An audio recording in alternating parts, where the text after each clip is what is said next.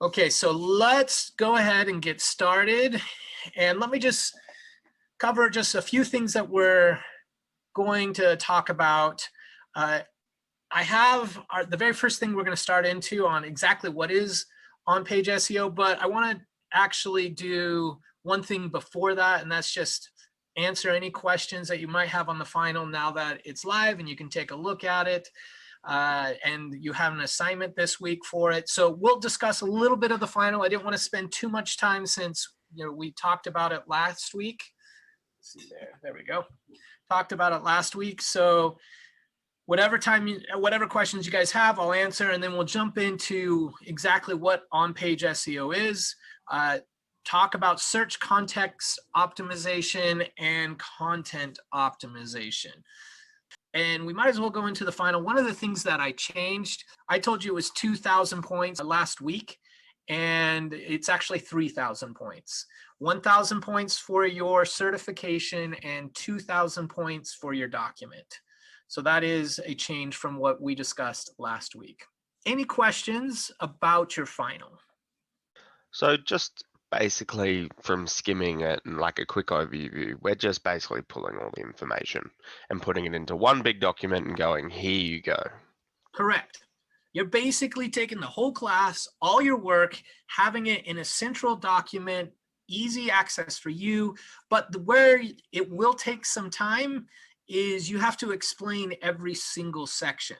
So that's where I dig in to see, did you understand the principles this semester? Allison, I saw that you raised your hand. Yeah, so I'm a little bit confused as to what the table of contents is. Like, are we kind of formatting this as like a booklet? Because my initial response, like, oh, it's going to be like an article, but it might be more like a booklet where it's like, on this page, you can see such and such information. Is it more like that? Yeah, so it's actually a strategy document. So your strategic approach to the SEO for the site you're covering. So yeah, it's not an article. That would be rather cruel of me to do that to you because that would be a very long article. It's much more of saying, hey, if I were to get an assessment done from you on this site, this is just going to go have an overview. So think of it as what you're going to give to your clients, which those of you that are not doing your website, you will. And the hard part about this is I was like, oh, I should show some previous examples. Unfortunately, that kind of defeats you sharing this is what this section is about. So I can't show any previous students examples because it just makes it so I'm not assessing your understanding of the document. So going back to your question, it is not an article. It is much more of a document that someone who has basic to little no SEO knowledge could look at and say, oh, okay, keyword research is this, and this is what was done, and these are the next steps. All right, well, let's jump in. There is a lot here. I will try my best to keep it at an hour or under an hour. Okay, so you guys talked about what is on-page SEO and when should you do it. So let's start off. Quinny, who is in your group? Cameron, me and Cameron. All right. So what did you guys discuss? Okay, so we discussed that, optimizing web pages by looking at the keywords and internal linking, images, the meta tags, and all of that. So it's pretty much, it's pretty much helping the people answering their questions through search engine. Awesome. And Cameron, when should you do it? When should you optimize your website? When should you do on-page SEO? Always. Okay. All right, good. We'll come back to that. All right, Noah, who is in your group? Flora and Allison. All right. What did you guys discuss? Very similar things, kind of how it's all about keywords, internal linking, but we also had a question: does alt text count more as technical SEO, or is that on page too? Ooh, that's a great question. It is considered on page. Yeah, so we're kind of talking about how it's hard because they kind of overlap sometimes. What technical and on page? Yeah, and I was just going to state that you will see when you do research, like they'll talk about page load as on page. And so I could see why your image optimization, you're looking at big images, you're going to look at that, but really page load is technical.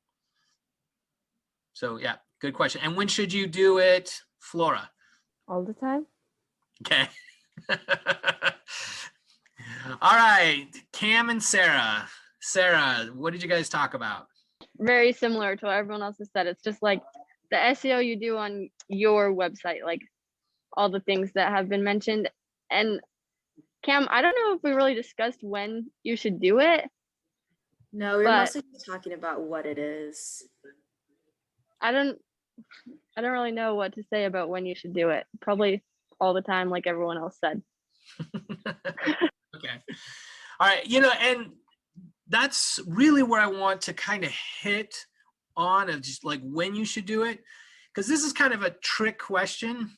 On-page SEO is massive and covers a lot of areas. You guys hit a lot of it. There is some things that you didn't hit, and really the reason why you didn't share it is this is unique to Paul Wilson. What I'm about to share with you, if you go Google it, you're not going to find it. Okay. So what I want to talk to you guys about is what I call, and that's what the asterisk up at the top there where it says RCAR. Asterisk means Paul Wilson. There's another asterisk you will see it later on here that also means came up by Paul Wilson. So RCAR, I thought I'd get a futuristic looking flying car because someday I hope that will be a reality. But it really is the vehicle of on-page optimization, and it deals with 4 areas. So you have your research, you have your creation, you have assessing, and you have refreshing. That's the acronym for RCAR. And so I'm going to go through all 4 of these, but assessing is really what we're going to dig into. First, to research and creation, you guys have already done. Assess and refresh, you haven't, but refresh is pretty straightforward. So first, let's start off with research, topic research, keyword research, cluster research. This is all part of what you guys did at the very beginning when we're really looking at what valuable search queries should you use in your content, okay? And that is keyword research, topic research, all of that is part of on-page SEO, because that's what ultimately you're trying to have your content do, is to rank on those terms. So creation, you guys spent 3 weeks on creation, which, by the way, congrats to making it to the final week of SEO. I said that to some of the people that were here at the beginning, but this is the last lecture. So well done on going through the SEO course and making it through 3 weeks of writing content, writing 1,500 words. And here you're looking at audience, you're looking at mobile. And that's something that I realized, because one of those, or actually several of those weeks, I was sick. Your content needs to be mobile first, because all the search engines are mobile first. So if you take your browser and shrink it down to the size of mobile and it doesn't look good, or if you an easier way is pull out your phone and look at it on your mobile phone and it doesn't look good, then you're going to struggle in the search. That's plain and simple. Google has made that very clear that you need to be mobile first. You guys worked on titles, you worked on subtitles, your opener, which I know I stated before, but you want to make sure that whatever you're trying to rank on is in your first 100 to 150 words. There's been a lot of research that shows that this is something that's important to Google. They're not thinking you should rank on a search term that you have at the bottom of your article, but that the importance would be at the top. Links, we're talking specifically internal linking here. You know, making sure that your internal linkings are tying your cluster together. Image optimization, which Noah hit on. And then URL, I didn't talk too much to. It has a little benefit, and this is just making sure your URLs they can have your keyword. We're going to talk here in a minute when you shouldn't have your keyword in your URL, but it definitely gives a little benefit when the search bot's trying to figure out what are you all about. But once it figures it out, you lose any advantage that you would have had in the search engine. So it's not as critical as you'll see a lot of people talking about online, but it is from a user point. If you can make it shorter and descriptive, it's helpful to the user. Okay. Any questions on optimizing, on really creation optimization? I have a question. Yeah. So in our assignment, we were supposed to be adding a promise into our headings and things, and I don't quite understand what that was. I don't think I did it well. Yeah, and I don't think I taught it well, to be honest, because you weren't the only one to struggle with it. But someone who did it really well, and he had an advantage because he was my research TA, and really, I just ingrained it into Noah. So Noah, why don't you share with us what a promise title is, or an SEO promise as I call it? It's just you're telling the reader why they should read your article and why it will benefit them, so they will want to read your article. It's basically just a way to hook them in. You'll say, I'll give you this, so keep reading. And you want to sprinkle in more promises so they can keep, okay, I'll keep reading. This is actually what I want. It's kind of just offering it's giving them something to look forward to when you are reading. So your subheading would say, why does it matter to the user? So if you say, for instance, trying to think with yours on getting out of debt. Okay, you could use that as your subtitle, and it has an implied promise. It's telling them to get out of debt, but you could have, how to get out of debt where you don't have to spend 2 years trying to do it. That's really long. I'm just throwing it out, but you're trying to tell the user that this is a promise to them. And if you can write more with promises, you will be surprised how well your content does. And so your promises start at the very top of your site, which we spent a lot of time on with your 3 to 4 site-wide promises, and they go to your titles and then to your subheadings. And even in your topic clusters, putting your promises in there, just helping the user all along the journey through the buyer's journey to realize what they're going to get out of it. Does that make sense, Tyler? Yes, thank you. That was super helpful. Thanks, Yeah, Noah, too. Yeah, and I didn't penalize anyone on the subtitles simply because a lot of you struggled with that, and that's more a reflection on the teacher than you guys. So, but thank you, Tyler, for asking that. Any other struggles that you guys had with creation optimization? You guys good? Okay. So this is where we're going to really dig in. So I'm just going to leave this one, but just know this is part of the RCAR acronym, looking at search, LSI, gaps, and content. Then the refresh is really coming back to your content and making sure that it's updated.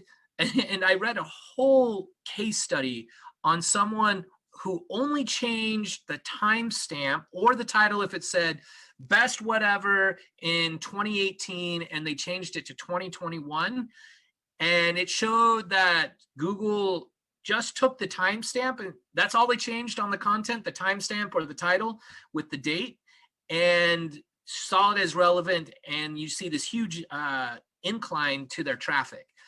So that's not the best way in doing a content refresh. That's great to make sure that it is pertinent each year, but you also want to go through, and you guys have probably seen this where you're reading an article and they're like, hey, these social media networks are so important, Pinterest, Facebook, and Google Plus. Well, Google Plus is dead.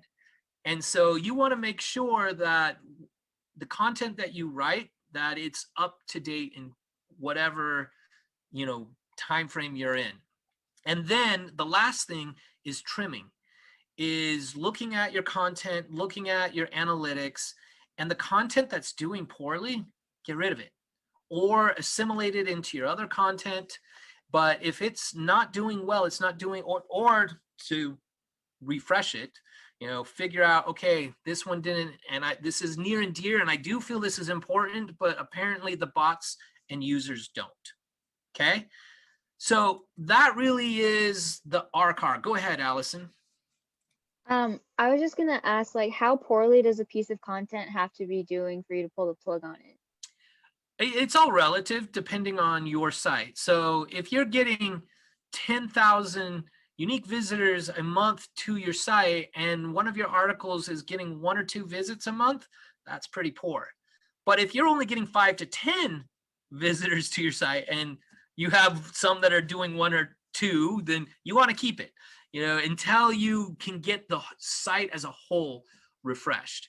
But yeah, I generally, when I'm looking at trimming, and for me, I have a hard time trimming. I be absolutely honest, because I created that content for a reason.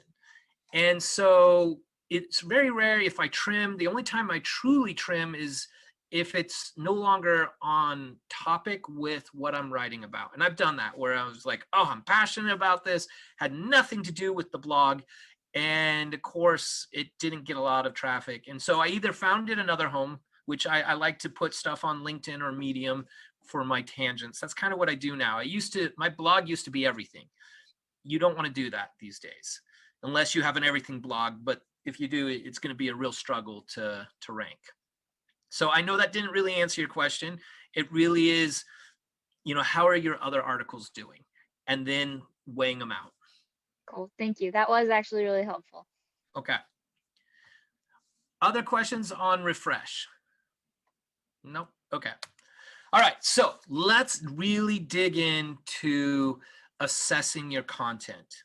And this is why I asked, when do you do on-page optimization? Let me ask you, when do you do on-page optimization for your research? Quinny, when would you do keyword research, topic research? What cycle would you be in when you would do it? Would you do it before or after the creation? Before the creation.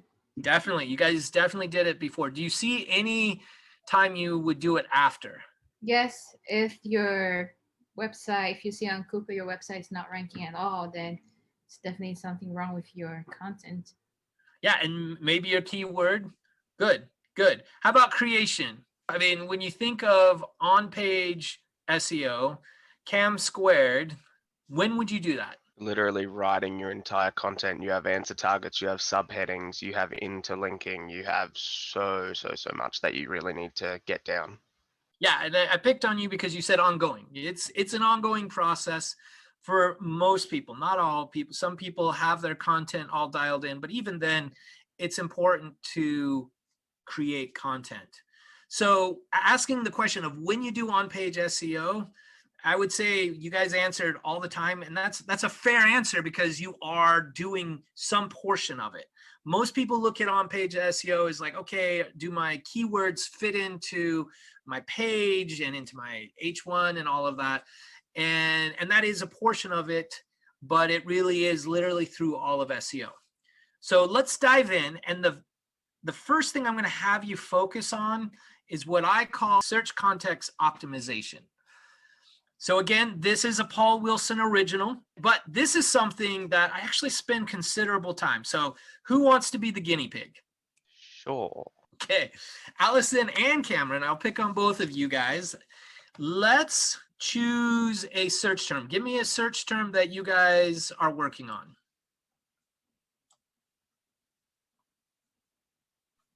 How to balance work and family. Okay, how to balance your work and family. Okay, how to balance your work and family. Cameron, what's yours? How to fly a kite in winter. How to fly a kite in winter. All right, love the long tail here. All right, so as we're looking at this page, there's several things you've got to consider. And in fact, I want to show you the slide that I have because search context optimization is really critical for something that a lot of people do not consider. And it is this: over optimization. You guys have read probably 1 or 2 articles this semester that says, hey, you have to have your keyword in your title. You have to have your keyword in your URL. You have to have your keyword in your meta description. You have to have it in your subheadings. You have to have it all over the place. I love this example I found about cheap flights, because literally, guys, this could have been my article on cheap insurance 10 years ago. Well, maybe 15 years ago. Because that's how the search engines work. They just looked at who has the most keywords and most backlinks. And this is definitely keyword stuffing. But you could see, I mean, it is not natural to say, remember, we're the cheap flight specialists. Where would you like cheap flights for? Because we have cheap flights to pretty much anywhere you could imagine. I mean, we don't talk that way. And so the search engines have evolved. And so search context optimization is going to help you to avoid over optimizing. Okay. So let's look at Allison's first, how to balance your work and family. Did I get that right? Is that okay? So the very first thing we're going to look at is how many of the organic searches have this exact phrase. And this is good because okay, you got 1 and that's you up there. So nobody in here for that keyword is using that keyword. And so even though you may want to rank on that, which you still can, you need to say, okay, what are people using? Work-life balance. And so you wouldn't necessarily, unless you're trying to avoid over optimization of work-life balance or balancing work and family life. So that one's close to what you have. So it says the secrets of balancing work and family life. Okay, let's jump over to Cameron's. Okay, we're going to copy this. We're going to do Command F, and we see 2. So we see it down here for Google Images, which this doesn't count. So both of you have a long tail that you could put it in your title and in your meta description and other places and not worry too much of over optimization. You don't want to do what the example I showed you of cheap flights, but you do want to, you are safe-ish because you can't overdo it. Let me give you a really good one, because there's several of you are either on this call or who will be watching this who do digital marketing, okay? So digital marketing, let's take a look at how often we see this on here. So digital marketing, okay, so 166 times it's found on the page. And you're specifically looking at, okay, the number 1, we see it in the title, we see it in the meta description. We see title, meta description, title, this is, I forget what this is called, but this is pulling links from their site. Then we have the local pack. We only have it in the title here, only in the title here, only in the title here, here, here. So we're seeing, this is important here. This is the context.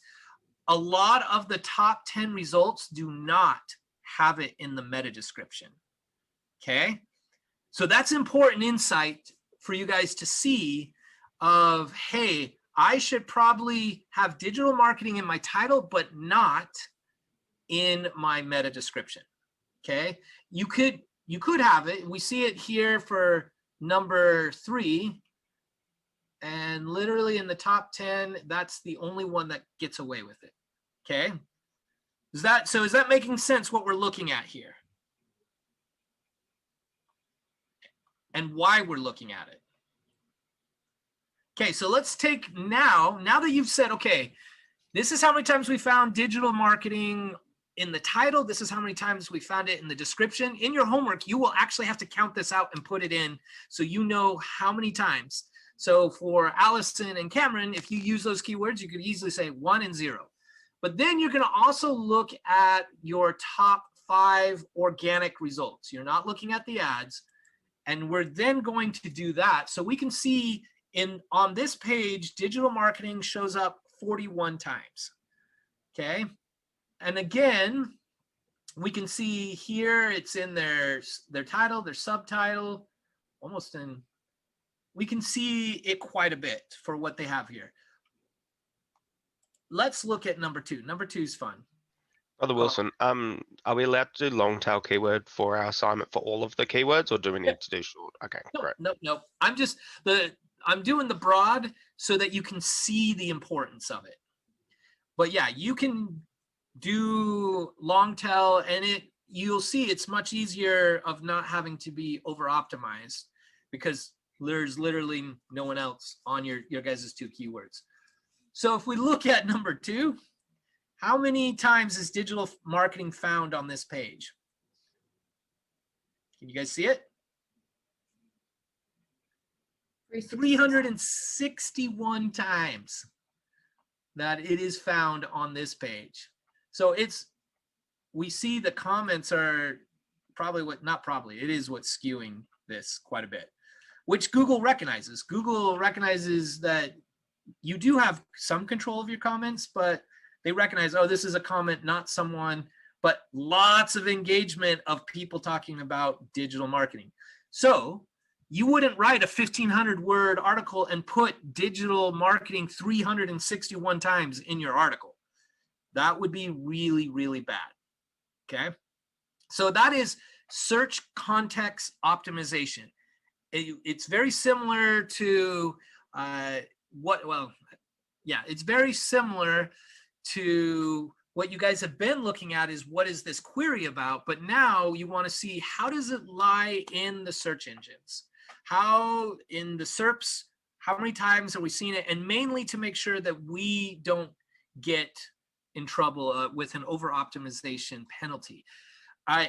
No joke. And you're going to see, as some of you guys have tweeted out, where people are like, hey, this is a myth, this isn't real, with different aspects of SEO. And it's really hard to know, okay, what is legitimate, what works? And one of the things that people will tell you is a myth, and that is, it's slipping my mind of what it's called, but it's basically how many times, what is it called? It's it's not keyword saturation, but basically you take the top 10 articles and you look at all the terms they have on their page and you say, oh, okay, hey, look, the top 10, we're seeing a correlation of all these keywords, and you make sure you put it in to your article.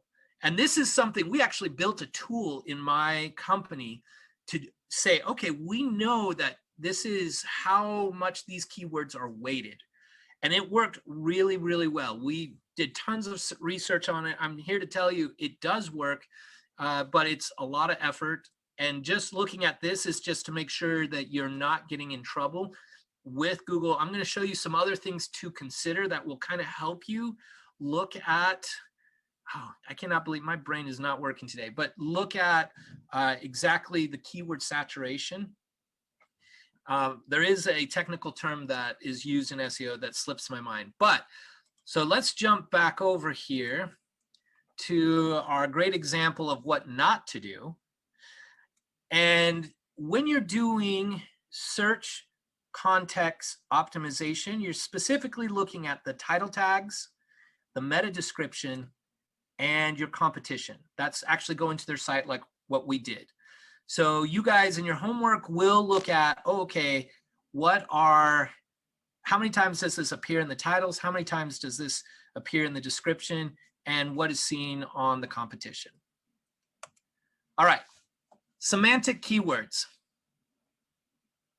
Let's see here. Flora, we haven't heard from you. Take your best guess on what you feel semantic keywords are. Can I get a dictionary for semantics? No, just guess. I'm not expecting you to be right. Just take your best guess. Is it like solid basic keywords they want to use? Good guess. No, but good guess. Okay. It's okay. Guessing is not bad. So anyone else want to take a stab at what semantic keywords? Actually, I'm going to pick on someone so we don't have the awkward silence. Let's have Noah. Semantic keywords. You can take a guess too. Is it keywords that are like pointing to your main keyword, but they aren't the exact same words? They're just trying to link together? Yes, half. I'd say you're 75% right. There's 25%, but yes, you've got the general idea. So, Allison, would you read the definition? You are on mute. Thank you. Semantic keywords, or LSI, latent semantic indexing, is a method that Google and other search engines use to study and compare relationships between different terms and concepts. These keywords can be used to improve SEO traffic and create more visibility and higher rankings in search results. Okay, so basically what Noah said, looking at the relationships of your keyword with other words. So, oh yeah, this is an important slide. This is actually taken from a Google research paper that literally says words that frequently occurring together. So we know, this is actually off of their patent, guys, that Google is looking at, okay, if you have this keyword, what other keywords are similar to it? And this is what I was talking about, what we built at looking at the top 10 results and what were all the words around the specific keyword we're trying to rank on. Okay, so here's proof that this is something that Google looks at. Now, let me ask a you. question. Yeah, yep. So with semantic keywords, is it different from synonyms, because synonym is another word that means the same thing as the keyword, or is this like, these are the kinds of words that are associated with this topic? Like if you might say, oh, we have a recipe blog, a lot of keywords are going to involve healthy, cheap, fast, but they're not all synonyms for recipe. Does that make sense? Yeah, that's literally the next slide. So that's are synonyms considered LSI? So perfect way. What do you guys think? Yes or no? By raise of hand, how many say yes? I'm going to force you guys to vote. Okay, we got one. How many? Two? Yes or no? Either you're hot or cold, or if you're lukewarm, I'll spew thee out of my mouth. That's a Bible reference. Okay, so we got 2 for yes. How many for no? 3, 4. Cam, Cam, TA? Yes or no? Okay, so no. All right. So the answer is kind of Cameron's, it can be, but more often than not, synonyms, that's funny. That's actually a political gaffe that one of our older presidents made. Synonyms are much more of saying, okay, this is just another word for the word you're using. So for college, we've got school, university, academy, seminary, institution. But the LSI keywords for college are AP scores, best colleges, SAT help. Even BYU Hawaii can be considered an LSI keyword because it is a college, a university. Football, even though you wouldn't think that would not be a synonym, but it is an LSI keyword or semantic keyword, which is the same thing as LSI. Does that make sense? These are what is being found in articles around the keyword college. Okay, so some help with, as you're trying to figure out, okay, that's great, but how do I include LSI keywords into my article? And here's a few tools and hacks to do it. But this will help you shy away from over-optimizing your site, is saying, okay, I need to make sure that as I do these sort of things, that I put this in my article. And yes, use synonyms. So the kind of, yeah, it could be or not be, that's going to help you not overdo your keywords, but particularly look at the semantics of the keywords. So you have the lsikeywords.com tool, which I really like a lot. It's good, and then it's, if you pay for it, it's better, but you don't need to. I found this hack from Backlinko, Brian Dean. Love this. If you put in college into Google Images, the tags are a great way to see, oh, hey, these have relations to the keyword college. So we can see with the middle one is a screenshot of students, campus, graduate school, application. These are all LSI keywords. And then just Google autocomplete And Jim Harmonen, how do you say it, Cameron? Cameron Square. Jim from Oh, Jim Harmer. Harmer. Harper, sorry, Harper. My No, bad. it's not Harper. It's Harmer. Is it Harper? No, it's Harmer. Yeah, my bad. Yeah. Anyway, he came up with what he called Google ABC alphabet.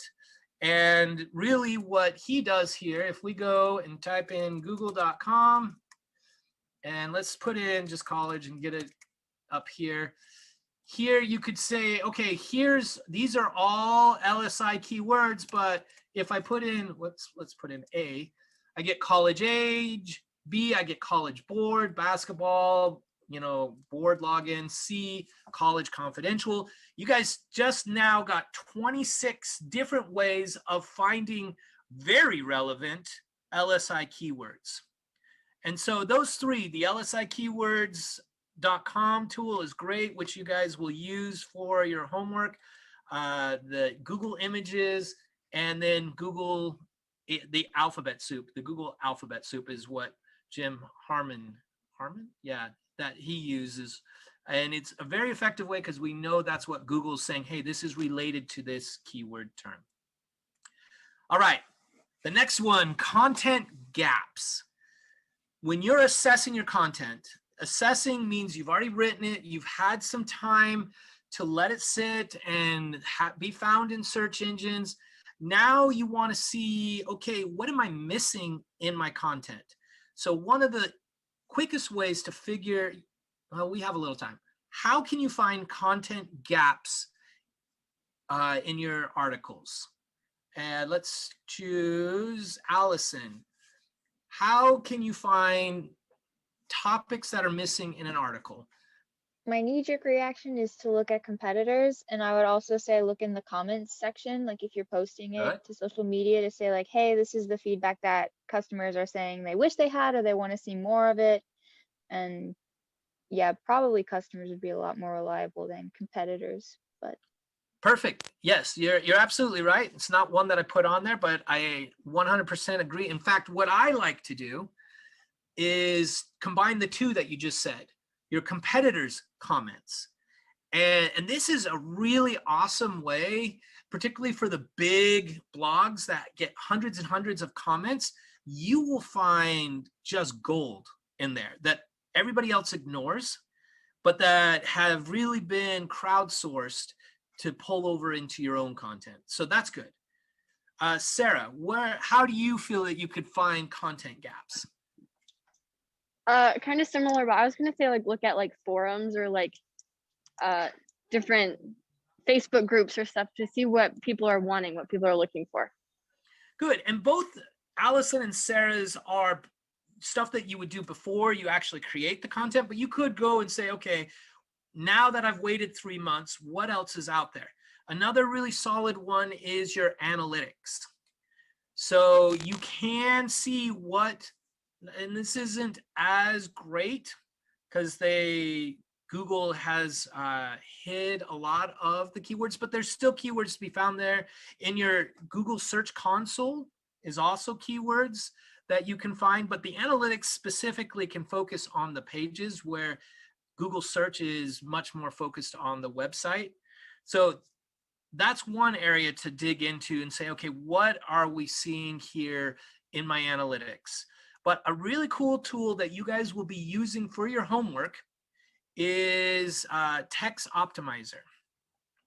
And Text Optimizer, you put in the link to your article and it says, oh, hey, here with other articles like yours are keywords you're missing.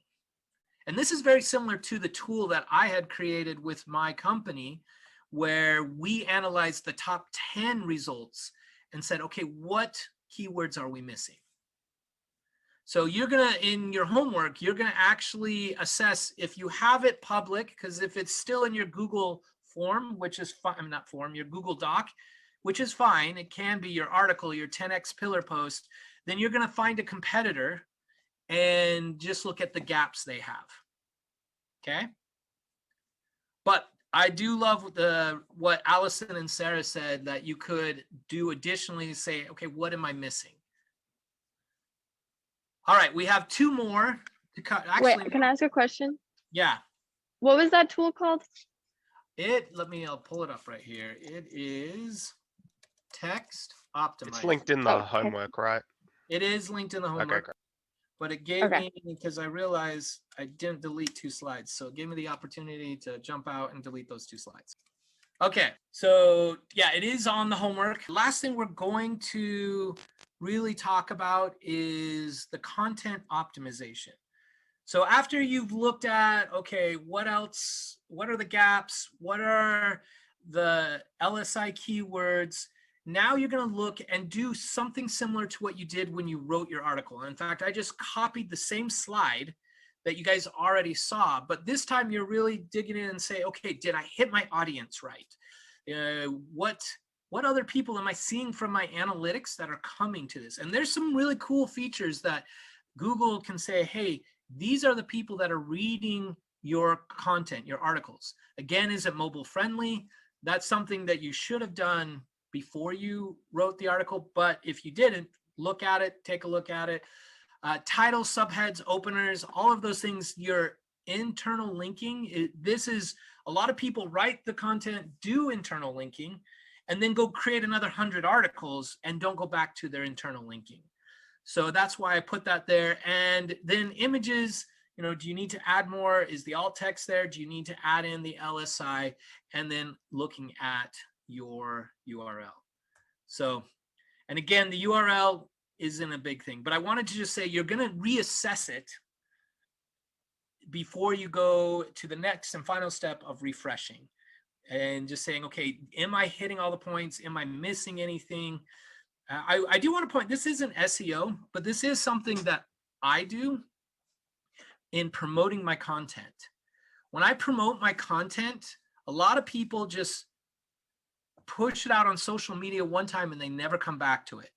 But I actually have a 3-month cycle of my content promotion where I put it on the calendar, and every 3 months I promote it. Because the beauty of SEO and the beauty of social media and what a lot of the big social media sites do is they give you new people to put this in front of that weren't there before. So if you share an article and 100 people see it, 3 months from now, you share it again, you'll get a different 100 people. And so you want to really build out your promotion pipeline. And this, like I said, it kind of goes beyond SEO, even though sending traffic from social media hits the viral algorithm of Google, where Google is watching to say, oh, this is getting a lot of traffic now. And so it does help to continually do that, and it does tie into it.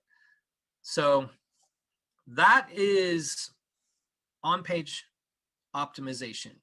And keep in mind, there's several terms and approaches here that are unique to me, but they have been very helpful as I've done on-page SEO. Okay, well, leave it to the very last lecture for me to end before the hour, but I'm here to answer any questions you have, and I will stay on until the last question is answered.